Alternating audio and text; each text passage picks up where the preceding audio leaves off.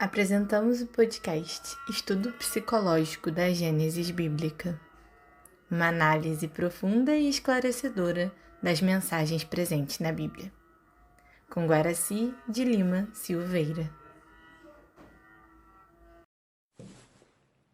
Prezados amigos e amigas que estão estudando conosco a visão geral da Bíblia, eu sou Guaraci de Lima Silveira, de Juiz de Fora, e nós estamos hoje entrando no capítulo 6 do livro Gênesis, o primeiro livro da Bíblia, o primeiro livro que compõe esse conjunto extraordinário de informações que nós temos a partir do Antigo Testamento. Então, hoje no capítulo 6, nós vamos estudar um pouco sobre a visão de Noé, aquele que foi considerado o grande salvador do mundo por causa da famosa barca e a partir do dilúvio. Nós vamos ler aqui o texto que está na Bíblia, eu trabalho com a Bíblia de Jerusalém, nós vamos ver aqui o texto e vamos tentar interpretar, trazendo outras informações também a respeito disso. Então vamos lá.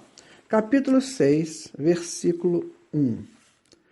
Quando os homens começaram a ser numerosos sobre a face da terra, e lhes nasceram filhas, os filhos de Deus viram que as filhas dos homens eram belas, e as tomaram como suas mulheres. E o texto vai continuar dizendo o seguinte, que todas as que geraram,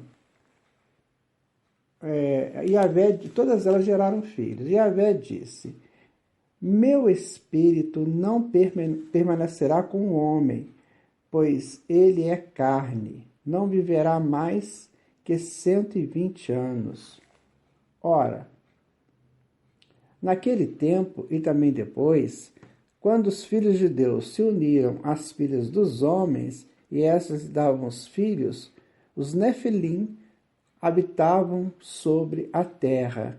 Estes homens famosos foram os heróis dos tempos antigos. Vamos tentar entender isso aqui, minha gente, olha só.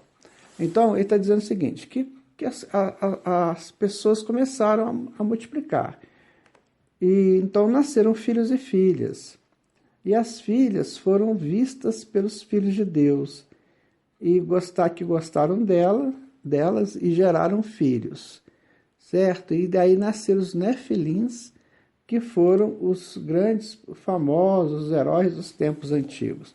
Vamos tentar entender isso aqui como um registro histórico. Veja bem, nós sabemos dos exilados de Capela, que foram espíritos que vieram de um planeta da constelação do Cocheiro e vieram habitar aqui a Terra por um degredo, mas também trouxeram para nós informações extraordinárias dos seus conhecimentos, das suas culturas adquiridas naquele planeta, como no caso da Terra hoje, que está ocorrendo o grande degredo, o grande exílio de espíritos que habitaram aqui a Terra e que não terão condições, pelo menos por hora, de permanecer aqui e estão indo para outros planetas, ou um outro planeta, isso aí nós não sabemos. Muito bem, então o que diz aqui a Bíblia? Que esses espíritos degradados, ao chegarem na Terra, começaram a gostar das filhas dos filhos da Terra. Por exemplo, das filhas dos espíritos primitivos que estavam aqui. E começaram a gerar filhos com eles. Daí, como Deus falou assim, eu não gosto disso, eu prefiro que você não faça isso. Mas se você fizer... E aí eles começaram a fazer essa miscigenação. E nasceram, então, filhos chamados, que dão o nome de Nefilim, que, na verdade, são a resultante dessa miscigenação dos exilados com os filhos dos primitivos que estavam aqui. E aí essas pessoas se tornaram famosas pela brutalidade e pelo primitivismo deles. O que diz então o texto? O texto está dizendo o seguinte, olha, houve então o degredo, vieram os espíritos de Capela, chegando aqui eles encontram com as mulheres dos filhos da terra, dos primitivos, E aí começam a fazer esse casamento entre eles. Ou seja, será que não seria melhor eles se casarem entre eles para que essa geração fosse uma geração um pouco mais evoluída, já naquela época? Mas eles fizeram essa miscigenação. Ou seja, começaram a cruzar com as moças que estavam aqui, filhas dos primitivos. E daí geraram o que diz aqui na Bíblia, os Néfilins, que eram esses espíritos guerreiros, espíritos que ficaram famosos pela brutalidade, muitas vezes. Por quê? Porque não tinham noção, eram espíritos ignorantes, que não vamos aqui colocar como se fosse... Tem traduções que dizem que eles eram gigantes, monstros, mas não tem nada a ver, isso aí já foi combatido pela origem da palavra Nephilim. Então, nem nada de gigante, nada de mal. É uma situação diferente, porque é uma miscigenação entre espíritos mais evoluídos, intelectualmente, culturalmente, com espíritos menos evoluídos. Então, criou-se essa miscigenação. Agora, tem uma pergunta. E como é que ficam os espíritos que reencarnaram ali? Quem eram esses espíritos? Será que eram os espíritos dos primitivos ou os espíritos oriundos de Capela ou outros espíritos? Essa é a grande pergunta. Eu gostaria de deixar claro aqui, sabe, meus amigos, que nós não sabemos quase nada. Nós estamos começando agora a acordar para as realidades, para o que ocorreu aqui no planeta Terra desde que o homem começou a habitar o planeta. Nós não sabemos muito pouco. De forma que esses textos que a gente lê na Bíblia, que a gente lê em outros compêndios das histórias da antiguidade, estão ainda muito flutuante. Ainda teremos que estudar muito isso.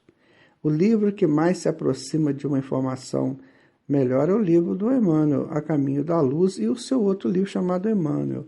Isso a gente vai conseguir algumas ligações. Mas, num cômputo geral, nós podemos dizer isso. Esse texto aqui significa a miscigenação que teve entre os exilados de Capela com os espíritos primitivos. E daí nasceram outros espíritos oriundos dessa miscigenação, certo? E logo na frente, nós vamos estudar, aqui no capítulo 6, já no versículo 5, a questão do dilúvio. Então, nós vamos ler um pouquinho sobre o dilúvio e depois eu vou fazer um comentário com vocês. Vamos lá. Vamos tentar aqui entender a questão do dilúvio. Olha só. Ele já começa, a Bíblia de Jerusalém já coloca assim, 2, o dilúvio. Ela já dá um título para isso, um subtítulo, a corrupção da humanidade. Guardem essa palavra, essa frase, que ela vai ser muito importante na frente. Então está assim, no 6:5. E Yahvé viu que a maldade do homem era grande sobre a terra, e que era continuamente mal todo o desígnio do seu coração.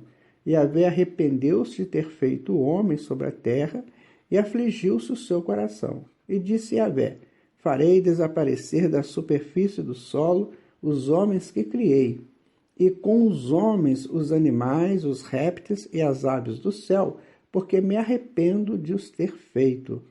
Mas Noé encontrou graças aos olhos de Yahvé. Você vê que isso é um texto forte, como se Deus fosse arrepender de ter criado seus filhos. Não existe esse arrependimento. O texto coloca o seguinte, que naquele momento a coisa estava muito difícil, porque as pessoas não estavam entendendo a mensagem da vida, a mensagem de Deus, a mensagem que aqueles grandes exilados, culturalmente evoluídos, intelectualmente evoluídos, já tinham passado para eles. Lembra quando nós conversamos sobre aquelas gerações, e que duravam ciclos, aquelas gerações, e aquelas pessoas já estavam dando informações importantes, já estavam ensinando muita coisa boa, mas só que as pessoas não queriam aquilo. Isso acontece hoje. Quantas informações interessantíssimas nós já possuímos hoje a nível de religião, de filosofia, de ciência, e nós estamos dando conta disso. Nós preferimos as coisas corriqueiras, nós preferimos as brincadeiras ainda, preferimos ainda aquelas grandes festas tumultuadas e que vão gerando uma compensação vibratória de baixo nível, A gente adora isso, adora comer, adora rir, brincar, gargalhar. Nossa, quanto mais a gente está vivendo isso, mais nós estamos nos referindo a esse período aqui que a Bíblia coloca, a esse período histórico. E isso aí não tem tanto tempo assim.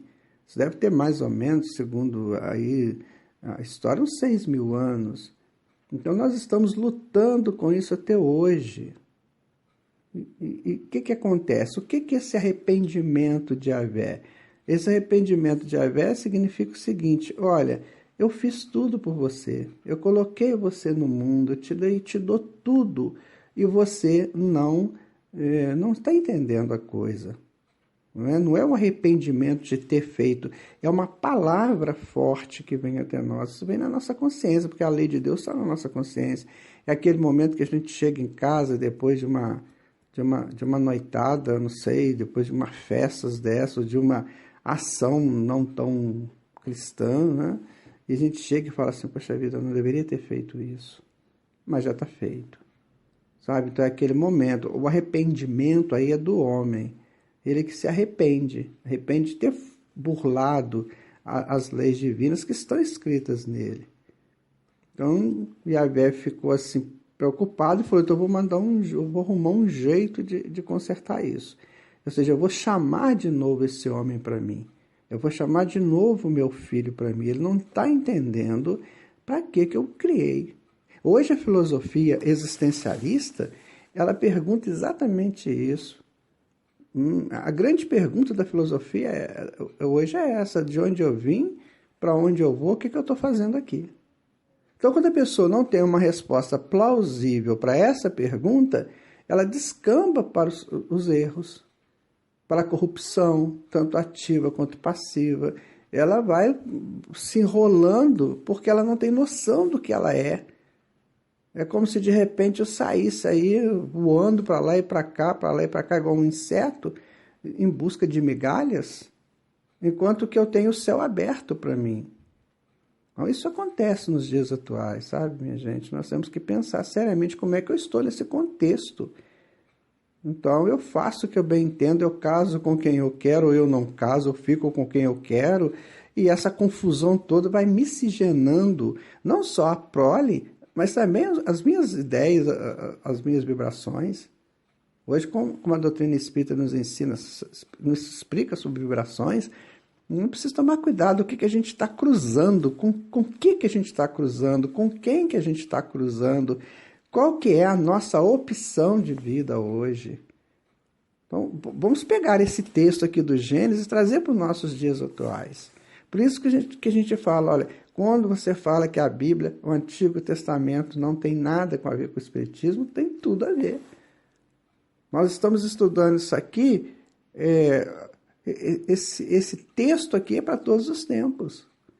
Enquanto o homem é para permanecer nessa história de não querer assumir um compromisso dele perante ele mesmo. Nós temos que ter um projeto, sabe, minha gente? Um projeto de vida. E que ele seja viável. Porque nós temos um futuro.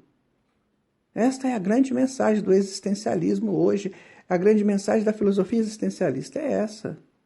Nós temos um futuro. Nós temos que ter um projeto viável para esse futuro. E aqui na Bíblia você mostra que aquelas pessoas não tinham esse projeto viável. Então iam fazendo a coisa da maneira que eles achavam que deveriam fazer. Mas naquela época eles eram ignorantes, não tinha faculdade, não tinha escola, não tinha nada. Eles tinham só as palavras dos grandes emissários de Jesus aqui no planeta, aqui no plano físico. E mesmo assim já era cobrado deles, mesmo assim. Imagina hoje, com todo o conhecimento que nós temos, inclusive da doutrina espírita e do Evangelho de Jesus. Sabe, isso aí é muito complexo. Quando nós lemos as obras de André Luiz, que esses espíritos chegam lá no mundo espiritual, a grande maioria não sabe nada do que está acontecendo. Quando você vai a uma reunião mediúnica, que isso acontece também. Por que nós estamos ainda permanecendo nessa miscigenação complicada de informações, de atitudes? Esse texto é muito complexo. Nós vamos começar já no próximo texto, né, a falar sobre a história de Noé. Quem foi Noé, na verdade, será que Noé existiu mesmo? Será que teve a tal da barca? Isso aí é muito difícil de nós analisarmos.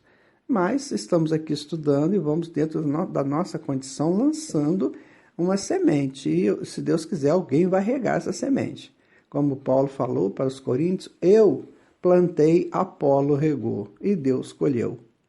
Quem era Apolo? Apolo era um trabalhador do cristianismo primitivo, que Paulo gostava muito dele. Então, quer dizer, Paulo lançava a ideia, outra pessoa vai lá e rega, dá alguma informação em cima da ideia e Deus vai nos ajudando a entender. Eu vou ficando por aqui hoje, fique com Deus e vamos analisar juntos todas essas informações, porque elas são valiosíssimas para nós. Muita paz para todos vocês.